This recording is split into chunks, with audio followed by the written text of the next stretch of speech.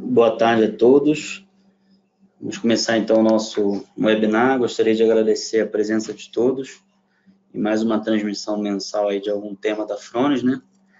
O tema de hoje, a gente vai falar sobre otimizar a geração de energia, né? Então, como a gente consegue, através do Frones, maximizar a produção de energia ao longo do dia, né?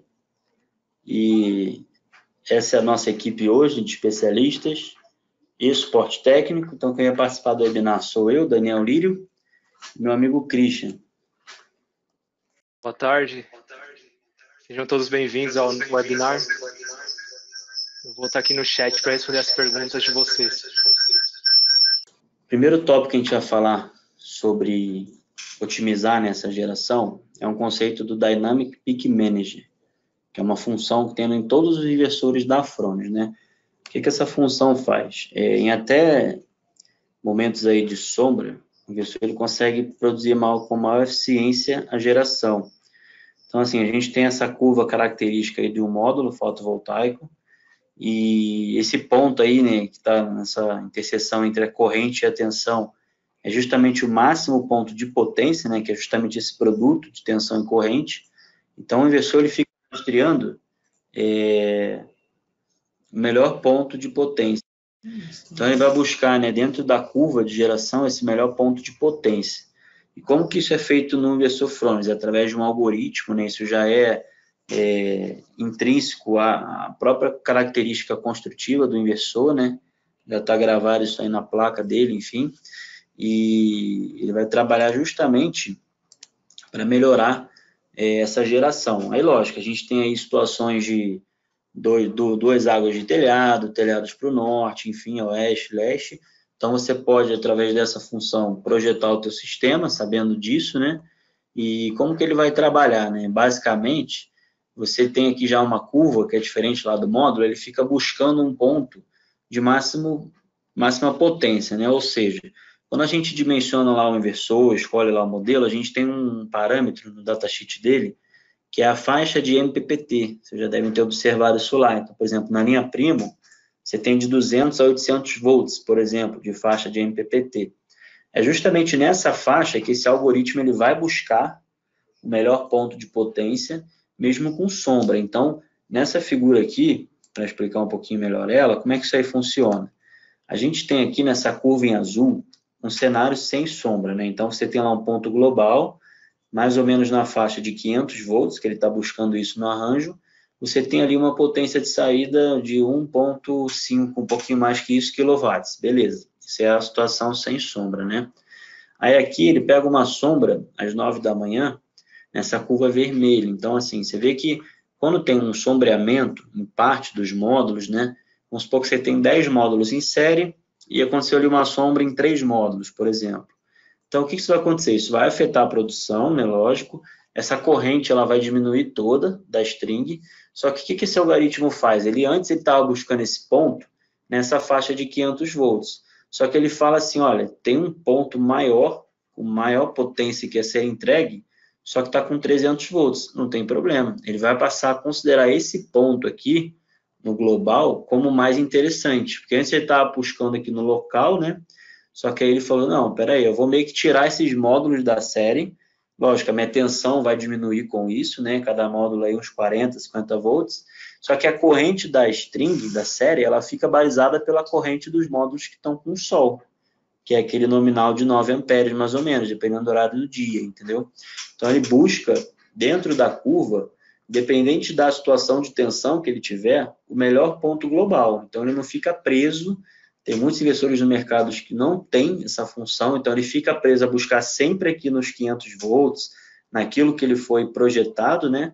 E o nosso não, o nosso ele já tem essa faixa ampla que ele consegue buscar esse melhor ponto, e isso com certeza vai aumentar aí a sua produção. A gente tem um exemplo aqui, um dado, né, que a nossa matriz levantou, que é um sistema que ele tem um sombreamento parcial, nesse horário aí de 8h45 às 10 da manhã, né? Aqui fica a curva dele à direita com essa função desligada, né, sem essa função ativada. Então, vocês observam que ele só começa a gerar depois das 10, né, assim, gerar, né? começa a gerar um pouco mais, né? Ele gera um pouquinho, mas a partir das 10 da manhã, que essa sombra ela acaba, ele vai gerar o melhor dele. Só que com essa função ativada, o que muda? Você tem esse ganho todo na geração, essa área verde, né? Que você não teria sem essa função, né? Então, isso faz com que a gente tenha um ganho na produção. Nesse caso, foi calculado em torno de 7%, então é um dado aí lógico. Vai mudar muito da quantidade de strings, de módulos, orientação, o local, enfim, mas, a grosso modo, o Dynamic Peak Manager da Fronius vai trazer um ganho de uns 7%, pode chegar até a 10%, dependendo da situação, de geração. E depende também, lógico, do tempo de exposição da sombra, né?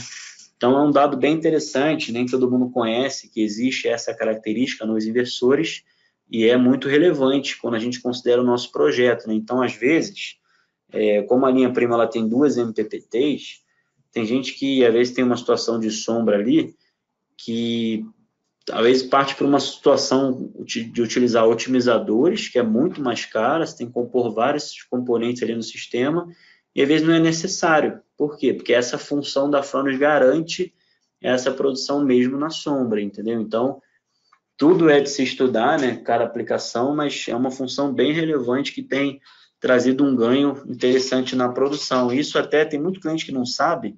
O Christian trabalha no suporte no dia a dia, né? Às vezes tem cliente que fala que, nossa, eu projetei para o cliente uma geração mensal e está gerando muito mais.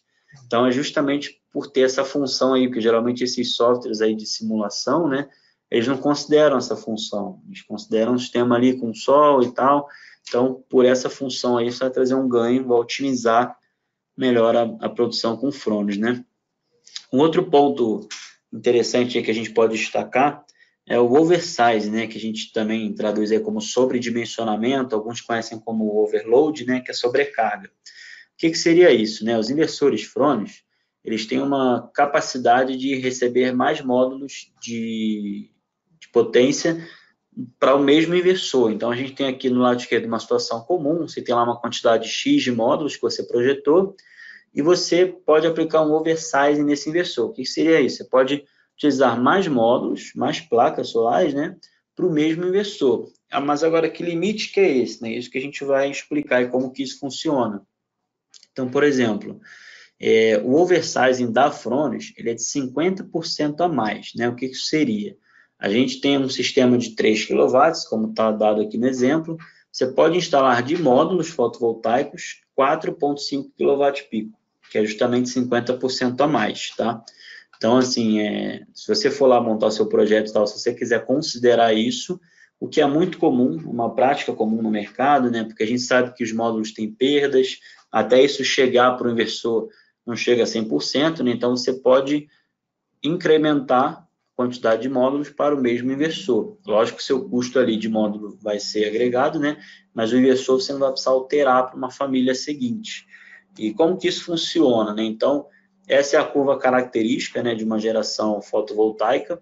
Nessa área branca, né, embaixo dessa linha vermelha, a gente tem aqui uma curva normal, sem oversize, né? Então, ao meio-dia é atingido o valor de pico, e esse valor retorna ali mais ou menos 6 horas da noite, né? Enfim, a gente pegou um sistema de 6 da manhã a 6 da noite para exemplificar, né?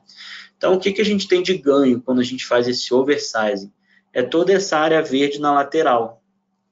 Então, assim, ele vai cortar o valor de pico do inversor, eu vou explicar já como é que funciona isso, mas a gente tem esse ganho na lateral. O que isso seria? Qual é a minha geração no dia? É essa área toda aqui branca, mais a área verde dos dois lados. Lógico que essa área verde somada, ela sempre vai ser maior do que esse valor que ele perde na saída, senão não vai compensar você ter um oversize muito alto. Então, dependendo da região, tem cliente até que falou para a gente já, lá na minha região, se eu colocar para o norte, o máximo de overload que eu posso colocar é 40%, porque o valor que eu já vou perder na saída não compensa. Legal, mas você pode fazer uma estatística para a sua região, enfim, mas o Fronius ele permite esse 50% a mais, e esse valor, tem gente que confunde isso, né? Ele não é dissipado em forma de calor, o inversor ele simplesmente não recebe mais potência do que o nominal dele. Então, assim, se o inversor é de 3 kW pico, é o máximo valor que ele pode atingir de potência instantânea. Se ele receber mais do que isso em placa, ele simplesmente ignora, assim, isso não vai para o inversor. tá? Através de chaveamento. Então, assim, isso já faz com que, até uma pergunta que o Christian levantou aqui, que já foi enviada sobre vida útil, né, sobre performance e tal, isso não prejudica a vida útil do inversor, o inversor ele já foi projetado para trabalhar, inclusive, nesse valor de pico, se fosse o caso, né, o dia inteiro, né, enfim, a gente em breve, com sistemas com bateria, a gente vai ter esse valor de pico aí ao longo do dia, né, se for necessário, então ele pode trabalhar dessa maneira sim, tá? Então, na prática, como é que isso funciona? A gente tem aqui 2 exemplos, né, que a gente extraiu do próprio SolarWeb, então é interessante porque a gente tem esses dados aqui de geração do SolarWeb. Então, essa curva em azul, a gente tem um sistema sem o oversize, né, ou seja, a gente tem um primo de 4.0 com 4.1 kWp de placa instalada nele, então é 1 para 1.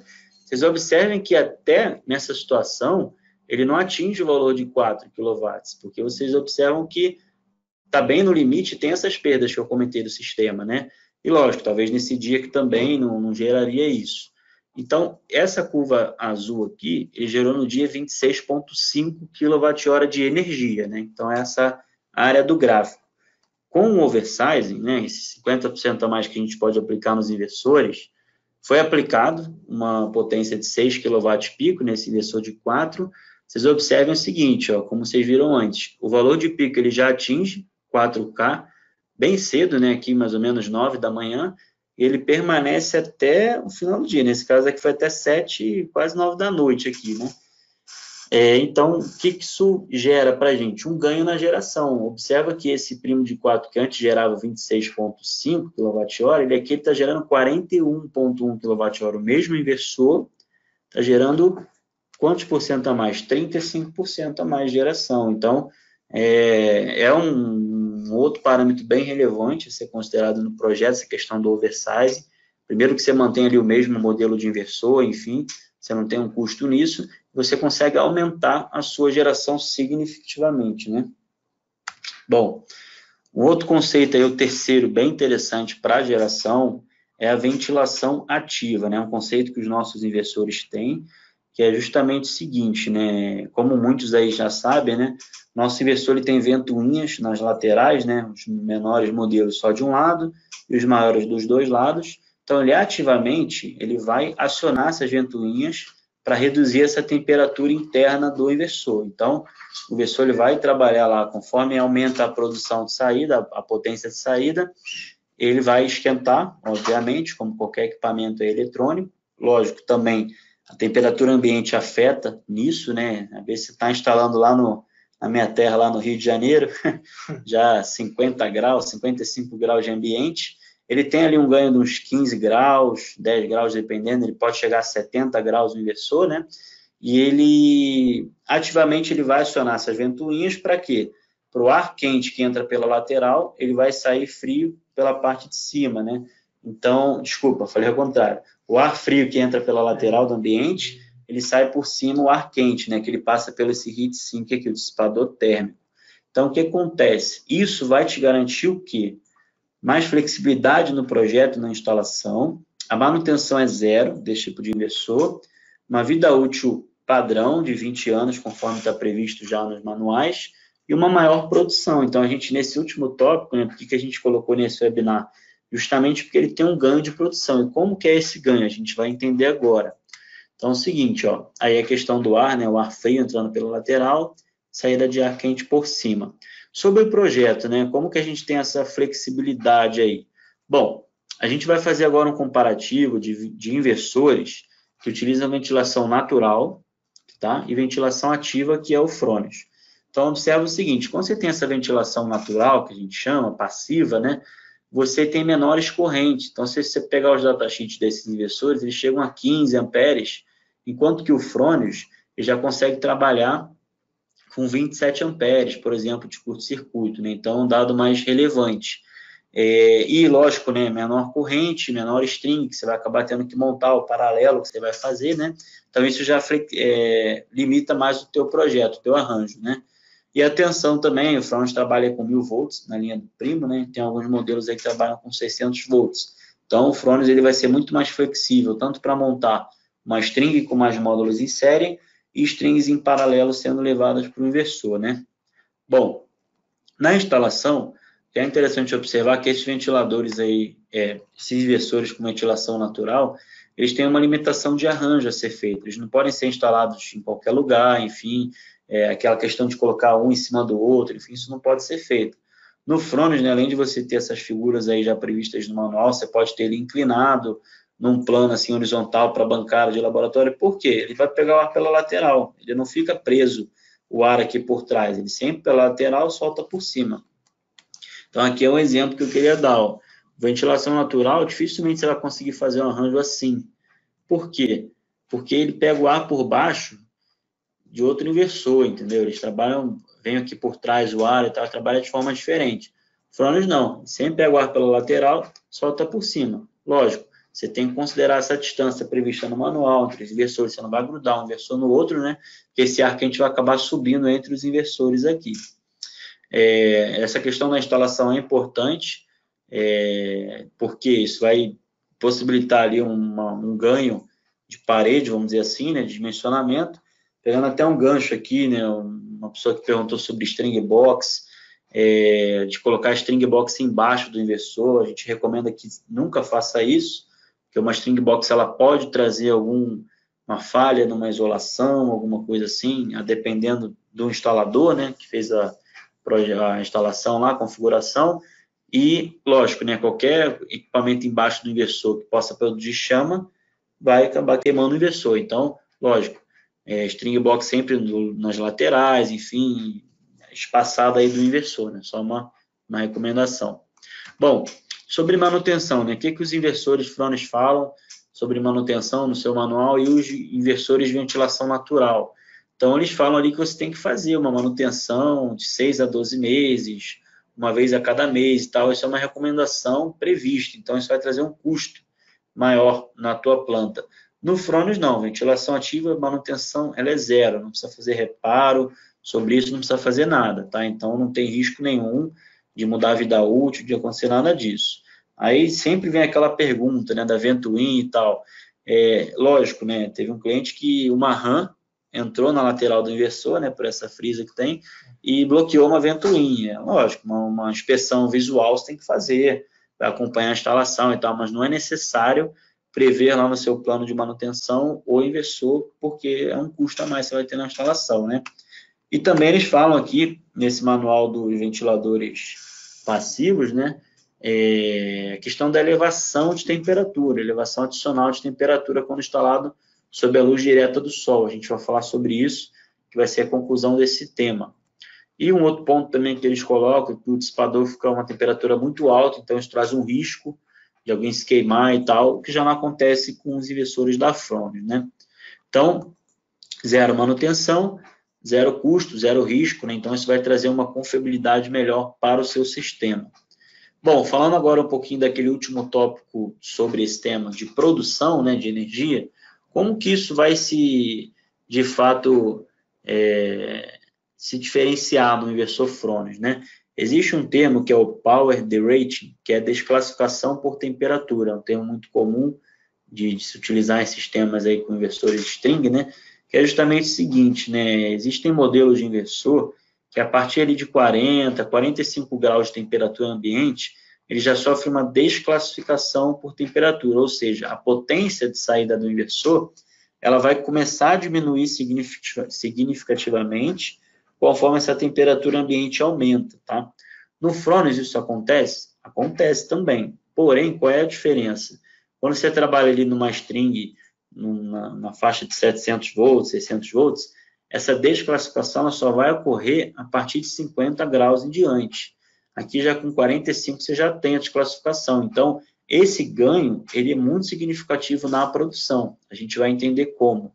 Então, assim, ó, aqui a gente tem um exemplo, o inversor Frônios, né, com ventilação ativa, nesse caso aqui, ele gerando 647 kWh por dia, né, um sistema de quase 100 kW pico aqui, saída de 90 kW, né.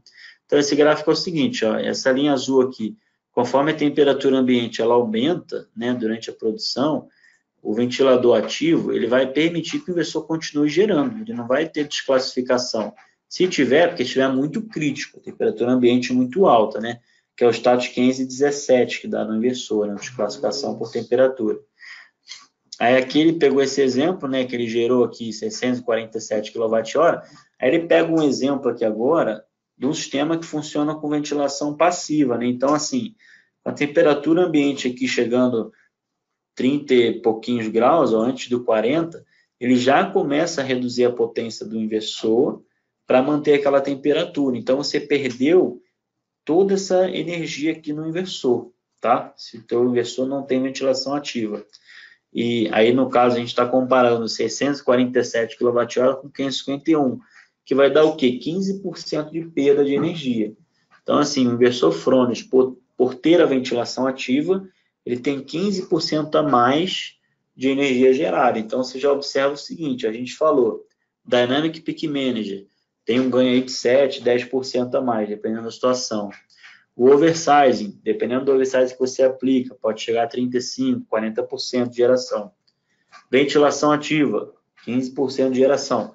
Lógico que você não vai somar isso, né? Você vai multiplicar esses percentuais, né? Mas assim, você já consegue trazer argumentos para o cliente, enfim, por que o Frônios ele consegue gerar mais? Por causa dessas funções, né? Para ficar uma dica aí, enfim, de webinar que a gente faz, existe uma ferramenta que é o Solar Configurator, não sei se todos conhecem. Se você digitar no Google Solar Configurator, já vai vir esse primeiro link lá, que é uma ferramenta da Frônios, ou dentro do SolarWeb tem um botão lá embaixo também, Solar Configurator, dentro de qualquer tela do SolarWeb. O Solar Configurator ele tem essa interface, ele é bem intuitivo, tem já em português, enfim. Você consegue fazer o que aqui? Você consegue validar o arranjo fotovoltaico considerando os limites do inversor, né? Então, por exemplo, nessa parte da esquerda, você tem os dados dos módulos fotovoltaicos, então você coloca lá o fabricante, o modelo, quantidade de módulos que você quer utilizar. Você vai escolher o modelo de inversor, então se você mudar aqui para Brasil, já vão vir as famílias que são comercializadas no Brasil, né? E aqui algumas características gerais do projeto, você pode colocar um nome, enfim, que ele vai tirar um relatório no final. Então, basicamente, o que ele vai te falar aqui? Para a quantidade de módulos que você queira usar, nesse exemplo aqui, então, por exemplo, vou usar 16 módulos nesse inversor. Então, ele te fala, você pode usar o 16 de ampear as MPPTs, né? Colocar 16 módulos em série e jampear MPPT1 com a 2, se for o caso. Ou você colocar 11 módulos só na MPPT1, que é o que ele chama de A, né? E 5 módulos na MPPT2. Então, ele te dá todos os arranjos possíveis e visando sempre isso aí, máxima produção, entendeu? Então, assim, por que é melhor sempre olhar de cima para baixo, né? Então, por exemplo, esse arranjo aqui, ele é melhor do que o lá de baixo. Por quê? Esse arranjo, ele vai permitir que ele trabalhe com uma tensão maior. Lembra que eu comentei que lá com 700 volts, ele vai trabalhar melhor com a ventilação ativa, ele vai tem que estar dentro da faixa da MPPT, é bem interessante isso. Mas, lógico, qualquer situação aqui é permitida, depende muito do telhado. Tem situação que vai ser um telhado, por exemplo, leste-oeste, que você vai ter que usar já uma configuração A e B, mas observa o seguinte, ele sugere o quê? É melhor colocar 11 módulos na MPPT1, se estiver numa orientação, e 5 na 2. Por quê? Quanto mais você encher na 1, é melhor. A 1 ela vai trabalhar com a melhor potência, máximo dela, rendimento.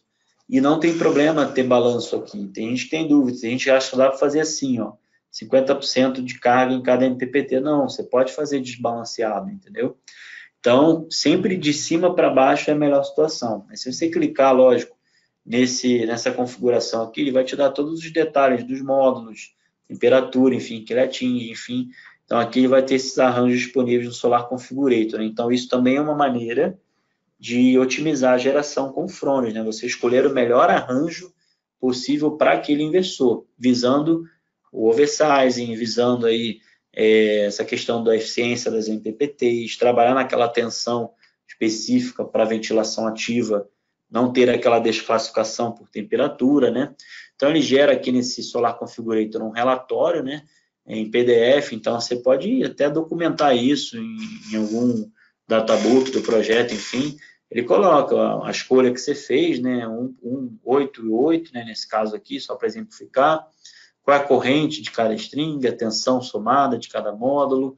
Então, são alguns dados interessantes para o seu projeto. Lógico que aqui você não vai inserir orientação, direção, né? Não é um software de dimensionamento, é apenas um orientativo para que você valide os limites do inversor, limite de tensão e de corrente principalmente, né?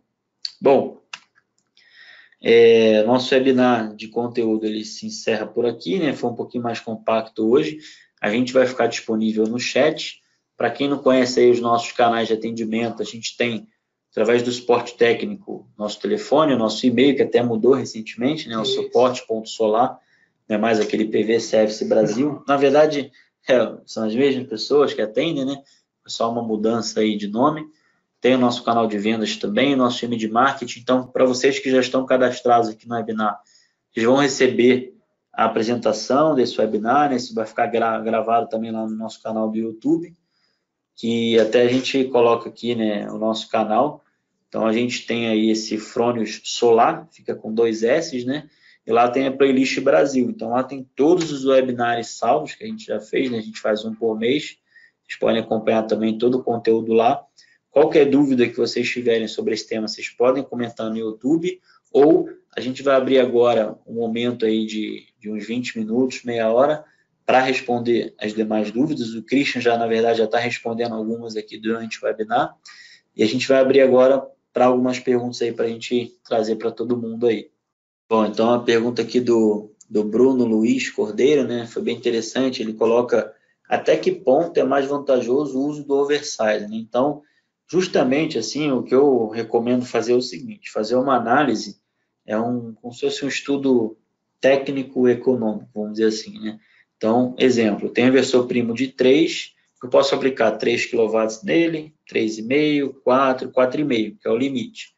Só que aí, por exemplo, aí você entra numa conta assim, é melhor usar um primo de 3 com 4,5 de kWp ou num primo de 4, que já vai dar um pico maior, que é 4. Então, acho que você tem que fazer a conta, lógico, qual é a diferença do kit que vai dar, né?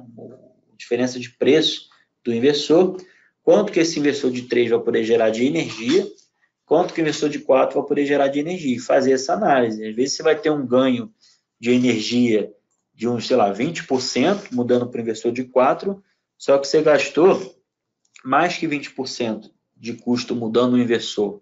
Então, essa conta que você tem que fazer, né? Se vale a pena mudar de inversor ou fazer o oversizing lá de acordo com esse 50% que é o limite, né? Então, tudo isso depende muito da aplicação específica, né?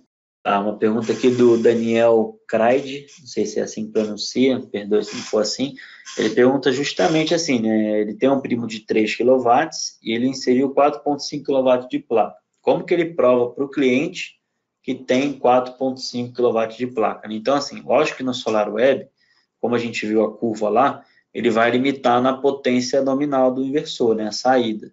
Então, no gráfico, você não tem como ver visualmente, porém a área do gráfico ela vai ser outra. E até se você for olhar o gráfico, quando ele corta, se você fizer uma projeção, assim, até com, sei lá, uma canetinha e tal, se você imprimir para o cliente isso, ou até fazer um só, você vai ver que ele chegaria nesse valor de 4,5, se você fizer a projeção do gráfico, né?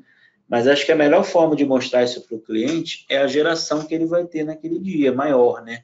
Então, até se for o caso, você pode desconectar algumas placas, né? Deixa 3 kW e deixa gerando lá. Aí, lógico, às vezes 2 dias, né, para fazer uma média, enfim, dependendo do tempo que tiver aí no local. E depois você coloca mais a extensão das 1,5 kW para dar os 4,5 e ver quanto gerou a mais. Então, para o cliente, o que mais vai fazer sentido para ele é se gera mais, porque a geração é o quê? Quilowatt-hora, é energia. É o que interessa para a gente, para zerar ali uma fatura, enfim. Lógico que esse valor de instantâneo, às vezes tem muita gente que fica amarrado a isso, né, o valor de pico. Mas o que mais importa é o quê? É a área do gráfico, né? A curva de geração, tá? De modo que não faça tanto ruído, né? Quem perguntou foi o... Perdão. Só repete, por favor, Christian, a questão do ruído. Ah, sim. Então, porque às vezes muitos instaladores, né, ligam ao suporte técnico em relação tanto ao Simo, ou se não ao Eco, até às vezes mesmo até ao Primo, em relação a ruído, né, dos ventiladores, quando ele faz com que o inversor Tem uma produção boa e quando está numa potência muito alta. De que forma que ele pode estar fazendo a instalação para não ter assim um ruído tão alto? Acho que essa questão do ruído, assim, o inversor, ele tem os limites dele lá no manual previsto, né, de 65 decibéis para os menores, 72 para os maiores, né? Então, assim, é lógico, quando o inversor está atingindo ali o valor de pico dele, de geração, né, ele vai acabar atingindo aí esse pico de ruído, vamos dizer assim, né? Mas isso vai variar muito, né? Depende do ambiente que instala, né? Os inversores finais, eles têm um grau de proteção IP66, né? Então, eles podem ser instalados aí ao tempo, né? Às vezes numa área de serviço, alguma coisa assim.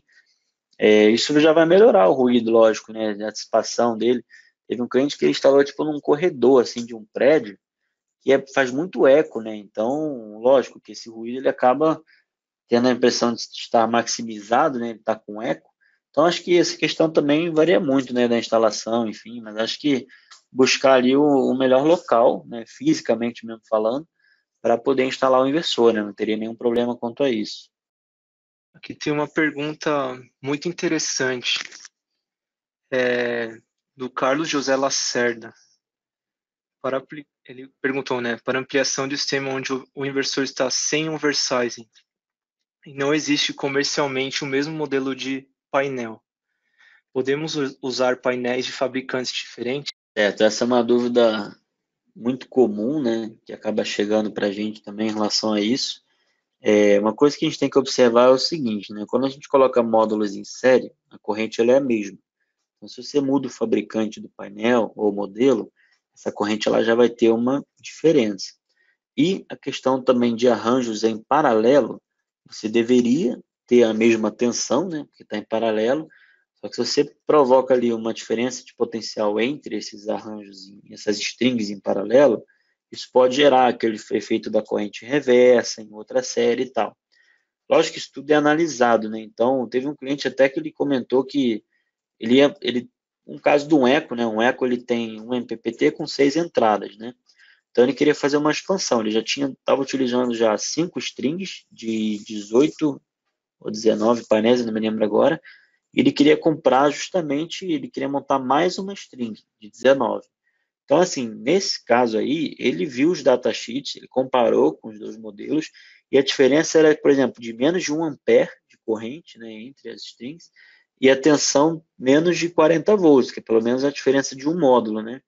Nesse caso, não tem problema, tá? Lógico, a gente tem que evitar isso, enfim, utilizar o mesmo fabricante, mesmo modelo, mas se for uma diferença bem pequena, não vai afetar tanto assim na produção, entendeu?